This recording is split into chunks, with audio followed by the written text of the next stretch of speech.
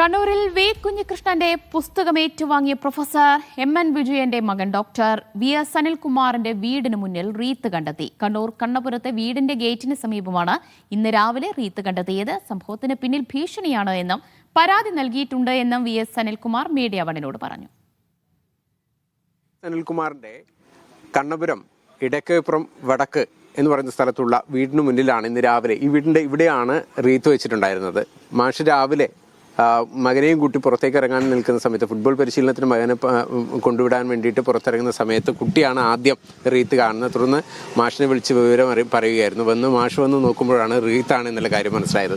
മാഷ്, ഇത് എന്താണ് സംഭവം, എങ്ങനെയായിരുന്നു സംഭവം? ഈ നിങ്ങൾ പറഞ്ഞ പോലെ തന്നെ ഞാൻ രാവിലെ ഇവനെ കൊണ്ടാക്കണം ഫുട്ബോൾ കോച്ചിങ് ക്യാമ്പിന്. 8 വയസ്സുകാരനാണ്. അപ്പോൾ അവനാണ് വാതിൽ തുറക്കുക, ഗേറ്റ് തുറക്കുക. അവൻ സ്വന്തമായിട്ട് ചെയ്യാണ്. അതിൽ സന്തോഷമുണ്ട്. അപ്പോൾ അത് വന്ന് നോക്കുമ്പോൾ അവൻ ഇത് കണ്ടു. അപ്പോൾ അവൻ എന്നെ വിളിച്ചിട്ട് പറഞ്ഞു, അച്ഛാ ഒരു മാലയുണ്ട് ഇവിടെ എന്ന്. അപ്പം ഞാൻ നോക്കുമ്പോൾ മാലയല്ല, ഒരു ഭീഷണിയാണ് കിടക്കുന്നത്, ഒരു റീത്താണ് കിടക്കുന്നത്. അപ്പോൾ ഞാൻ അത് എടുത്ത് നോക്കി, എന്നിട്ട് അവിടെ തന്നെ വെച്ചു. കിട്ടിയ സ്ഥലത്ത് തന്നെ വെച്ചു. ഇനിയിപ്പോൾ പോലീസിനൊക്കെ വിളിക്കുമ്പോൾ നമ്മൾ മാറ്റാൻ പാടില്ല എന്ന് വെച്ചാൽ അവിടെ തന്നെ വെച്ചു. ഇത് നമ്മളപ്പോൾ തന്നെ പോലീസിനെ അറിയിച്ചു, കണ്ണപുരം പോലീസിനെ അറിയിച്ചു. കുറച്ച് കഴിഞ്ഞിട്ട് അവനെ കൊണ്ട് ഗ്രൗണ്ടിലാക്കി. നമ്മളെ ചെയ്തുകൊണ്ടിരിക്കുന്ന കാര്യങ്ങളൊന്നും മുടക്കാൻ പാടില്ലല്ലോ. ഇവർ പേടിപ്പിച്ചു എന്ന് വിചാരിച്ചിട്ട് ആരാ പേടിപ്പിച്ചതെന്നറിയില്ല. ഞാൻ മോനെ കൊണ്ടാക്കി നേരെ പോലീസ് സ്റ്റേഷനിൽ പോയി അവിടെ പരാതി കൊടുത്തു. ഇത് ഒട്ടും ജനാധിപത്യപരമല്ല എന്ന് പറയാൻ ഞാനുണ്ട്. കാരണം എന്തെങ്കിലും വിയോജിപ്പുണ്ടെങ്കിൽ, ഇക്കാര്യത്തിലല്ല മറ്റെന്തെങ്കിലും കാര്യത്തിൽ വിയോജിപ്പുണ്ടെങ്കിൽ അത് നേരിട്ട് സംസാരിച്ച് പരിഹരിക്കുകയോ അല്ലെങ്കിൽ തുടരുകയോ ചെയ്യേണ്ടതാണ് വിയോജിപ്പുകൾ എന്ന് പറയും. അപ്പം അത്തരം വിയോജിപ്പുകൾക്ക് എതിരായിട്ട് ഇങ്ങനെയുള്ള സ്റ്റുപ്പിഡിറ്റി നടത്തുന്നത് ആരായാലും ഭൂഷണമല്ല. ഒന്നാമത് ഇരുട്ടത്ത് ചെയ്യുന്ന 2 കൂട്ടരാണ്. ഒന്ന് കള്ളന്മാരും മറ്റേത് ഭീരുക്കളും. നേർക്ക് നേരെ ഒന്നും പറയാൻ പറ്റാത്ത ധൈര്യമില്ലാത്ത ആൾക്കാരാണ് ഇരുട്ടത്ത് വന്ന് പല കാര്യങ്ങളും ചെയ്തിട്ട് പോകുന്നത്. അപ്പം അതുകൊണ്ട് ഭീരുക്കളെ ഭയക്കാൻ ഞാനില്ല. പക്ഷേ ഇതിനകത്ത് മാഷ് സോഷ്യൽ മീഡിയയിലടക്കം CPM-ന്റെ ചില നിലപാടുകളെ തുറന്ന് വിമർശിക്കുന്ന, കടുത്ത വിമർശനം ഉന്നയിക്കുന്ന ഒരാളാണ്. അപ്പോൾ ഈ പ്രാദേശികമായിട്ട് ഏതെങ്കിലും തരത്തിൽ CPM-ന്റെ പ്രവർത്തകരുടെ ഭാഗത്ത് അങ്ങനത്തെ തരത്തിലുള്ള ഒരു പ്രതികരണം ഉണ്ടാവാറുണ്ടോ? ഒരിക്കലും ഉണ്ടായിട്ടില്ല.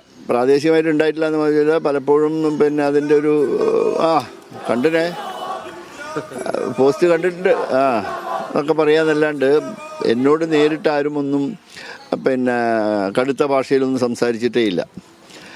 അപ്പം അങ്ങനൊരു ശത്രുത ഇവിടെയില്ല. ശത്രുത എന്ന് വെച്ചാൽ ഈ അതിർത്തി തർക്കമോ അങ്ങനത്തെ കാര്യങ്ങളൊന്നുമില്ല. അപ്പം എന്താണ് സംഭവിച്ചത് എന്ന് നമുക്ക് കൃത്യമായിട്ട് അറിയില്ല. അതുകൊണ്ടാണ് ഞാൻ പറയാത്തത്.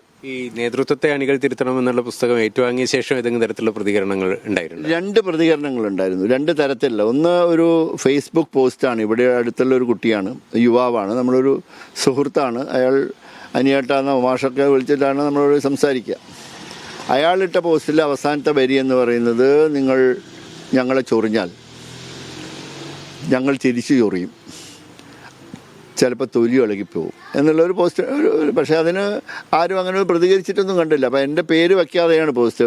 രണ്ടാമത് ഞാൻ ഇതിന് പരിപാടിയെക്കുറിച്ച് ഫോട്ടോകളൊക്കെ ഇട്ടിട്ട് പോസ്റ്റ് ഇട്ടിരുന്നു. അതിൻ്റെ അടിയിൽ കുറേ കമൻറ്റുകൾ വന്നിരുന്നു. എന്നെ പരിഹസിക്കുന്ന രീതിയിൽ, എന്നെ അവമാനിക്കുന്ന രീതിയിൽ, എതിർക്കുന്ന രീതിയിൽ, അനുകൂലിക്കുന്ന രീതിയിൽ. അത് സൈബർ ലോകത്ത് അത് സ്വാഭാവികമാണ്. ജമ്മാഷിന്റെ ഒരു നിലപാട് തന്നെ, വിമർശനം അത് ഏത് തലത്തിലുള്ള ആൾക്കാരായി കഴിഞ്ഞാലും വിമർശിക്കേണ്ട ഒരു സാഹചര്യം വന്നു കഴിഞ്ഞാൽ വിമർശിച്ച് മുന്നോട്ട് പോകുന്നത് തന്നെയാണ്. വിമർശിച്ച് മുന്നോട്ട് പോകും, അല്ലാതെ വേറെ നിവൃത്തിയൊന്നുമില്ല. കാരണം നമ്മളിവിടെ ജീവിക്കുന്നു എന്നുള്ളതിന് ഉള്ള ഒരു തെളിവ് അനുകൂലിക്കേണ്ടതിന് അനുകൂലിക്കുകയും വിമർശിക്കേണ്ടതിന് വിമർശിക്കുകയും ചെയ്തുകൊണ്ടിരിക്കുക എന്നുള്ളതാണ്.